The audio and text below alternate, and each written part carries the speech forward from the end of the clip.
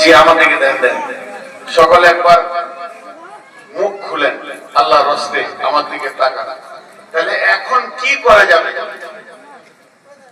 তাহলে আমি আমার ছোট মাথায় একটা কথা বলছি, একটা ইঞ্জিনিয়ার, মুসলিমদের ভিতরে ভালো ইঞ্জিনিয়ার ডাকা হোক, একটা আইএসআই অফিসার ডাকা হোক, একটা প্রশাসন বিভাগের ভালো লোককে ডাকা হোক, একটা ডাক্তার ডাকা হোক, এবং সেখানে বড় বড় আলিম ওলামা যারা বুখারী পড়ে, আমরা কিন্তু আলেম নাই, মৌলবীর মতো আমাদের কারণ বলবেন না, মঞ্চে বসে কথা বলার নাম আলেম নয়।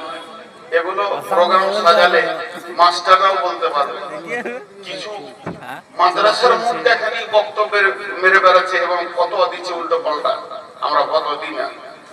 কিন্তু ডাকা হোক, একটা চিন্তা চেতনা করা হোক।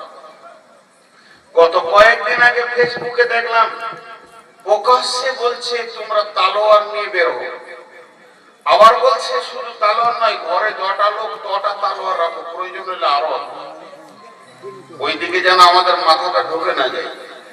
তালোয়ার দিয়ে দেশ জয় করেননি বিশ্বনবী। তালোয়ার আমাদের অস্ত্র নয়, তালোয়ার আমাদের অস্ত্র নয়। শহীদের রক্তের থেকে কলমের কালির দাম অনেক বেশি। প্রত্যেকটি মুসলিমের বুকে যেন একটা করে কলম থাকে। কলমের যোগ্যতা তৈরি করেন, তালোয়ার উড়ে যাবে। তালোয়ারের ব্রেন দিয়ে যে কাজটা হয়, শক্তি দিয়ে সেই কাজটা হয় না। ব্রেন দিয়ে দেশ চেঞ্জ করে দেওয়া হয়। মুসলিমকে আমি আজকে খালি একটু সচেতনতা দিবার কিছু